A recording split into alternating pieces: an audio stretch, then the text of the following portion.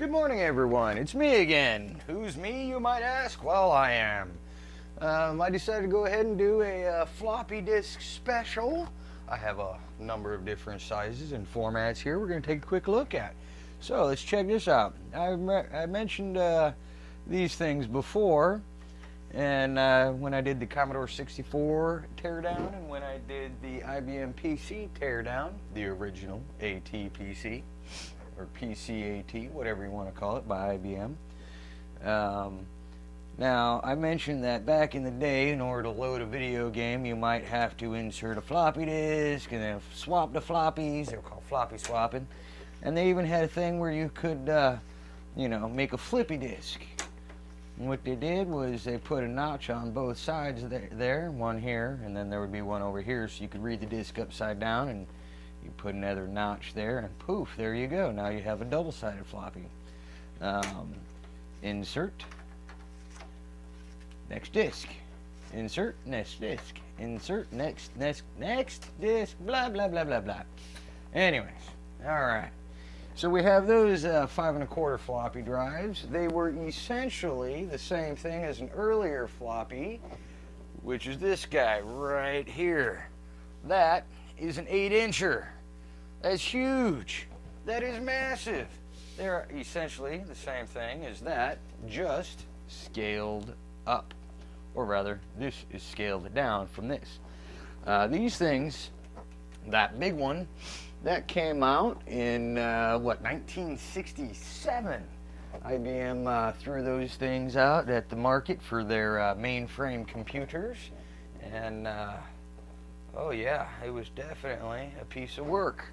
There were some earlier patents dating back to the 1950s, and there were even some 12-inch discs in the very early 60s, super proprietary. They were made as single units for a single machine. You might have 1 or 2 floppy disks with system software on mainframe systems, and that was that. So then IBM had the 8-inch floppy, 1967. DEC came out with one shortly thereafter, and that's Digital Equipment Corporation. They are no longer in existence, but they made some of the best big iron back in the day. Outperformed IBM, outperformed everybody else. They were the duck's guts. Anyways, then we come to a few years later, in the early 80s, we get this guy right here. Kind of interesting. We have a write protect notch right here. You move that little tab like that, and it's write protected. I don't know if you can see that. Come on, focus. There we go. Maybe not. Anyways, okay, so then we have this other hole on that side, and that tells us what data density it is. No notch for low density, 1 notch for high density. Good stuff. Now, all these varying disks had different read and write speeds and various other interesting intricacies, if that's what we would like to call them. And they are, how does that look? We need to do something here that looks nice and pretty for video. There we go. Yes, that looks reasonably, yeah, that has some nice jive to it, some flow, some feng shui. Anyways, we'll talk about some technical characteristics of these disks. Most of them used a coding technique called MFM, or modified frequency modulation. I do believe that's what it was short for. And then there was GCR, and a few people used some other custom proprietary encodings, including PWM and a few others. Some of those early big discs, those 8-inchers, those things had in the early days had a maximum storage capacity of a grand and whopping 80 kilobytes. At the end of the lifespan of these guys, it was all the way up to 1.2 megs. And yeah, that's actually quite a bit. That's about on par with both of those guys. The 5 1/4 floppy disk first came out in 1976, and it was literally a scaled down version because the big ones were just too big to really be convenient for people, so they just shrunk it and said, this smaller one will be more convenient. Didn't quite do the job very well, but in the early days of those guys, they were 87.5 kilobytes up to 1.2 megabytes for the highest density double-sided discs.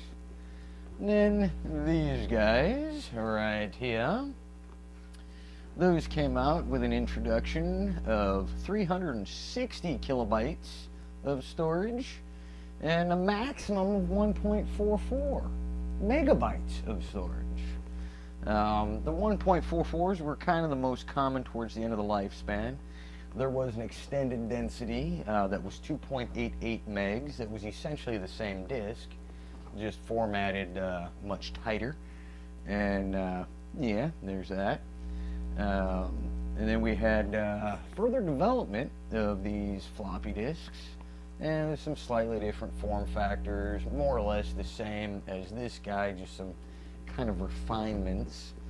And we had units 2.88 megs all the way up to 120 megs of storage. That's actually more than some of the early USB thumb drives.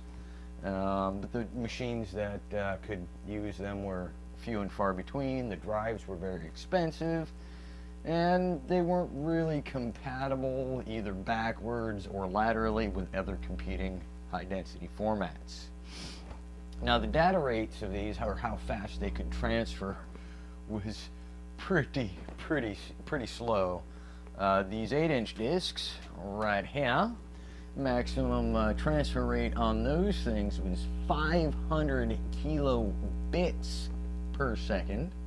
Not very fast, and that was mostly a limitation of the controller. You could actually spin the discs pretty quick and cache it to a small amount of RAM, and then with a high-speed controller move the data much quicker. But some of those custom techniques were very rarely used and very expensive, and only used in very custom specialized applications. Yeah, anyway, so 250 to about 500 kilobits a second for these big 8-inchers. Those were about the same, 125 kilobits a second to about 500 kilobits a second was the maximum at the end of the life of the 5 1/4s. And then at the end of the life of the 3 1/2s, you can actually get transfer rates of 1 megabits per second using special controllers. But most people's equipment had that maximum speed of 500 kilobits instead of 1 megabit at the end of the life of the technology. Now, I think I made jokes before about having to floppy swap and all that other good stuff. Yeah. This totally brings back memories. Oh my god, I so remember inserting a disk to load a program, wait till it's done reading, floppy swap, come on, let's do it one more time, in and out with the floppy disks. Man, nostalgia's nuts. And now for a little story time.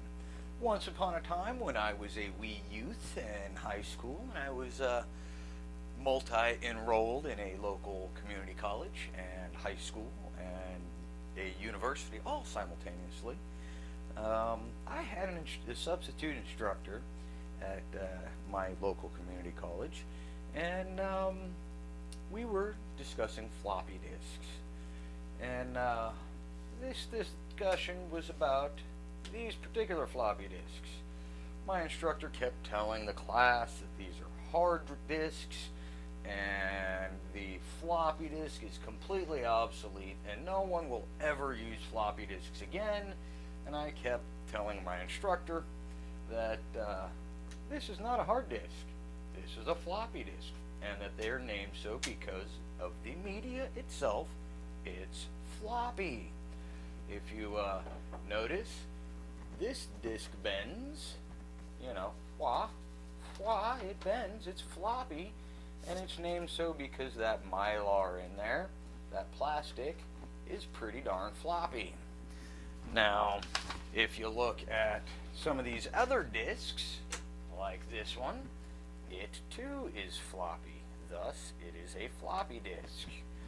Now this disc, while at first appearance looks pretty hard, it is actually pretty floppy. If you look inside here, and you see me deforming that mylar, this is the exact same thing, just in a semi-rigid shell. The instructor did not know the difference between that and that. This floppy disk and this hard disk. Kept saying this was floppy. Or kept saying this was hard and not floppy. Anyways, so I proceeded to correct my instructor multiple times. He was a substitute, really didn't know what he was doing, and proceeded to bomb my confidence in higher education. Yeah. Anyways, we'll take this one apart a little bit later, maybe another day, and I will show you why this is hard. But I'll tell you right now, inside here is a glass platter, and that glass is obviously very hard. And floppy disks and hard disks get their name from the media itself, not the casing. This is floppy.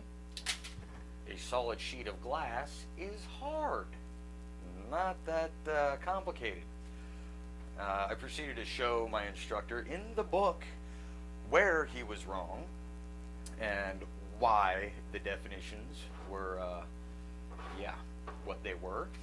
And I proceeded to get thrown out of class and asked never to return, thus losing, the money that I had spent, well, my parents' money that they had spent to get me into a college course. So, the lesson here is don't argue with your instructors at school, even if they're wrong.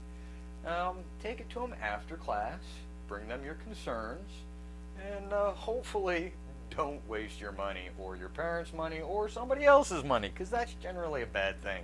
Save your money, spend it on video games, spend it on booze, have some fun, drink some beer. Yeah, y'all have a good one.